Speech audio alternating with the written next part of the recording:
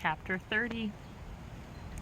Standing at the podium, basking in the adoration of the crowd, at the greatest moment in his political career, Senator Trey Douglas watched his speech disappear from the teleprompter.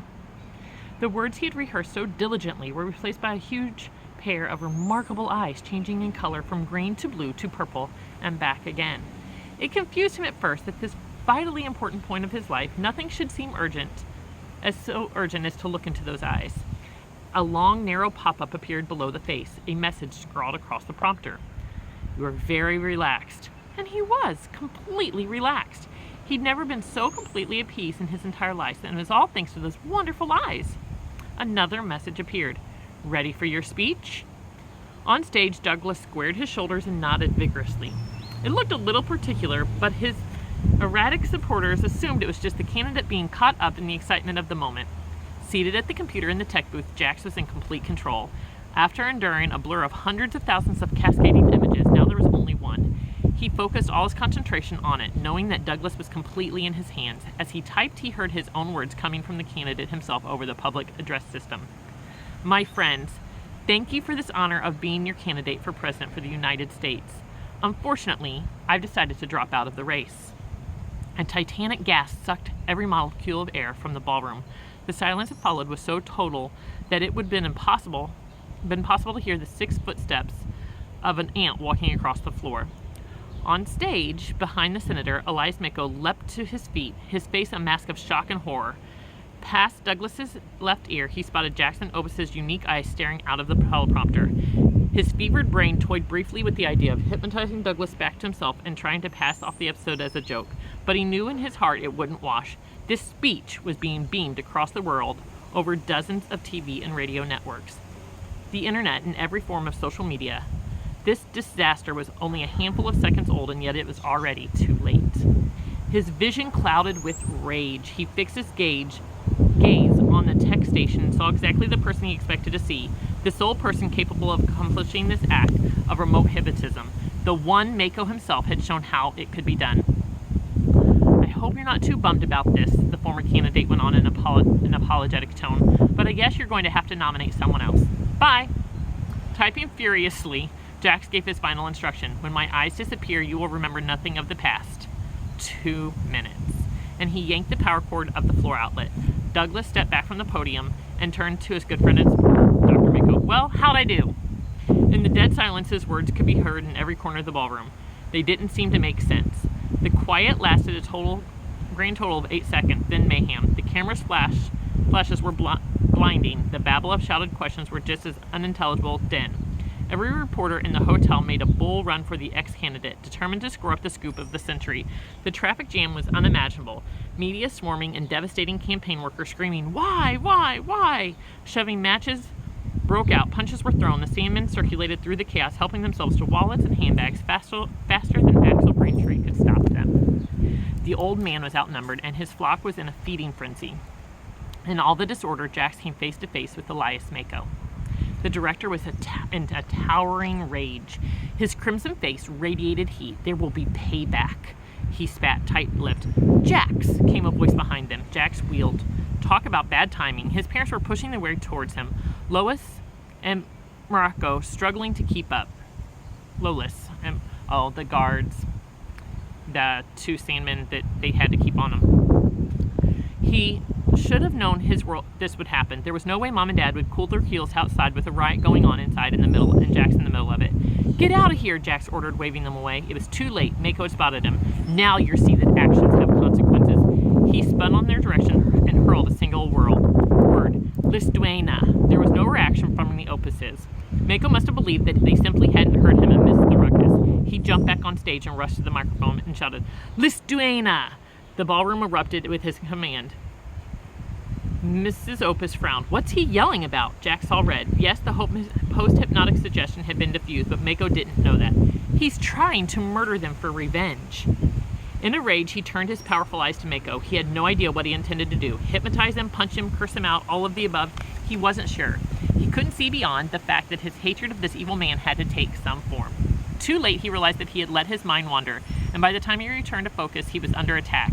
There was no mere stirrings of the brain, but a powerful reboot, arms tearing into his innermost thoughts. Desperately, Jax tried to muster his defenses against the assault, only to understand that he was completely outgunned. Days of deliberating blowback and weakening him and the teleprompter bending of Trey Douglas had sapped what little hypnotic power he had left. There was no defending against the adversary with the skills experience of Sienta's director. So he tried to hypnotize Mako, and Mako's bouncing back at him and messing with his head now. Mako stepped down from the podium and approached slowly, his expression intense yet calm. "Fight back," Jax extorted himself. "You're stronger than this. You can keep him out." A calm voice very close by said, "Why would you resist? It's so much pleasant if you let yourself go." "Never. You were very relaxed, very comfortable." "No." A moment later, Jax couldn't understand what he was so upset about. He was fine. Come to think of it, he never felt better in his life. Energized, well-rested, happy even. The remnants of his deluge from his hypnotic blowback were gone. In fact, he could barely remember the week-long onslaught, a vague recollection of some disagreement about the very past. What was it again? "Isn't this nice?" Mako asked. Jax murmured. "Great. Why would anyone want to resist something so wonderful?" What had he been thinking of? Jax couldn't imagine fighting against this bliss. All that mattered was to keep it going.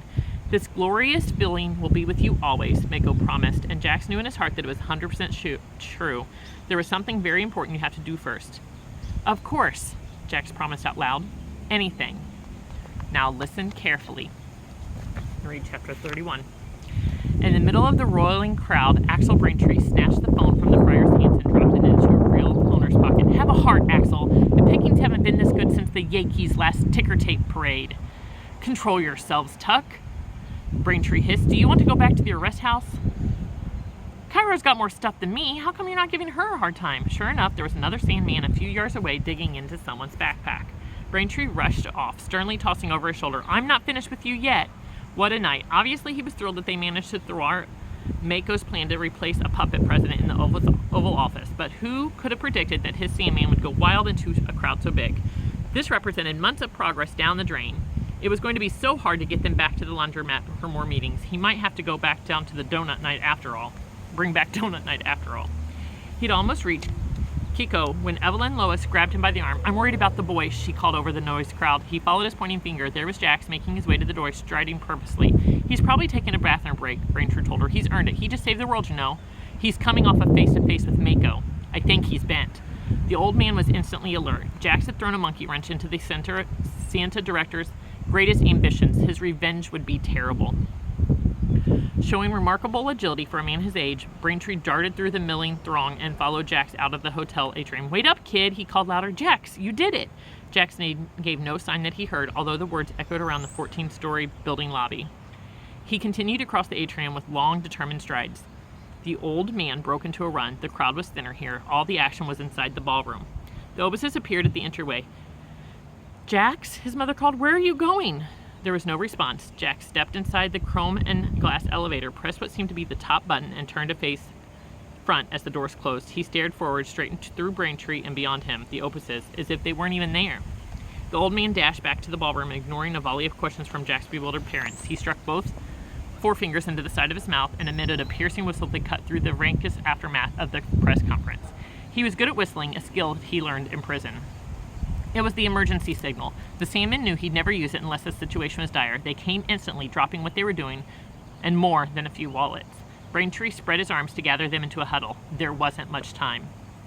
Through the spotless glass of the elevator, Jax watched the lobby fall away before him. How beautiful it was, he thought. He wasn't usually the kind of kid who noticed stuff like that, but in his state of euphoria, the world was a diorama created just to dazzle him. The chrome accents glittered, and the vast drapery seemed to float rather than hang in the atrium. A colossal golden manta ray standing guard over the hotel galaxy. Jax was part of this majestic ecosystem. The magnificent feeling would last forever if he did his part to keep it thriving. It seemed utterly fair and reasonable. In fact, he considered himself lucky to be included into the wonder. And it was all thanks to Dr. Elias Mako, who devoted his life to New York City education and was an inspiration to every single one of us. With a settled chime, the car reached 14, the top floor of the atrium. Jack stepped out onto the the balcony and peered over the rail into the lobby floor, nearly 200 feet down. He could hardly wait to experience that distance, to float gracefully down as if riding on a cloud. Dr. Mako had suggested a swan dive, but had left the details entirely up to Jax. He wasn't much of a diver, but he was pretty sure he could manage to be graceful. He didn't want to spoil something so perfect. Jax swung a leg over the rail and raised both arms in a diver's pose. This had to be exactly right. He might not ever get another chance. So, if you didn't understand what was going on, Mako put a thought in Jax's mind. He hypnotized him, and now Jax is trying to jump off a 14-story balcony into the bottom of the building of the hotel. Not since the night at the Berlin Wall came down had so many hypnotists been so many people in such a short period of time. Axel Braintree and the Sandman's Guild raced around the ballroom, staring into faces, speaking urgently. Within seconds, an army of recruiters poured out into the lobby. In the rush, a few heads turned skyward. Cries of alarm rang as spectators spied a tiny figure climbing over the rail 14 stories up. But most of the stampeders were mesmerized. They were utterly focused on the job at hand, nothing more, nothing less. This way, Axel Braintree exploded from the midst of the crowd and led his surging army to the acres of bellowing curtains that draped in the front windows. Ruthlessly, the mob grasped the golden hems. A shriek was torn from Mrs. Opus as she recognized the small form poised to jump from a great height. "No!" bellowed her husband in horror, and then Jax's Opus stepped out onto thin air. He dropped, genuinely astounded that he wasn't floating. His desperate parents tried to rush forward in an illogical attempt to catch him or die trying. Jax spotted them for a split second, but the next thing he knew, they disappeared and something big and gold was in the way. Braintree's Sandmen and their brigade of mesmerized civilians backed up across the lobby, stretching the silk curtains panels as taut as they could hold them. Jax fell 40 feet, struck the fabric, and began to slide, his progress slowing as the angle of the draperies flattened out. Nearing the bottom, he went to a roll, bowed out three of his rescuers, and hit the floor. It was a hard landing, but not nearly as hard as the one Santa's director had planned for him. His trance broken by the impact, he stared up at the circle of faces that surrounded him. The last thing he remembered was standing opposite Dr. Mako in the aftermath of the press conference. The crowd let go of this curtain, which swept like a wave back across the lobby. Through the receding panels burst curious and anxious. Most had missed the drama, but it was becoming obvious that something had occurred there that was even more tremulous than Trey Douglas's unexpected withdrawal from the presidential race. In the lead sprinted Mom and Dad, wild with relief. Jax was nearly crushed in their embrace, and he was thrilled to be there. He was thrilled to be anywhere. The tearful reunion was interrupted by a hammer blow straight to Jax's mind. He looked across the atrium to see Mako in the doorway of the ballroom, glaring at him with naked hatred and malice. "Oh, no you don't. Not this time." Jax stared back, totally focused, putting everything he had into repelling this blitz. For a breathless moment, there was only two people in the hotel, locked in a kind of combat that was invisible to the throng around them. On one side, the most experienced hypnotist alive, on the other, a 12-year-old heir to the legacy of bloodlines of Opus and Sparks. A colossal standoff. Braintree stepped between them, taking the brunt of Mako's assault with his own powerful eyes. Jax tried to shove him away. "Get out of the way, man. This isn't your fight." The guild presidents never wavered from Mako's. "It was my fight before you were born." It took the combined efforts of the New York Police Department and the United States Secret Service to bring the confrontation to a close. They surrounded Senator Douglas and escorted him out of the hotel along with his entourage, which included Mako. Before Santa's director joined his one-time candidate and friend, he turned to the Opus Party and snarled, "This isn't over." Jax had a sinking feeling that this was one of the rare times Dr. Mako was telling the truth. So, we have a couple chapters left. Dr. Mako has basically threatened that he will not give up. We'll see what he comes up with. Okay.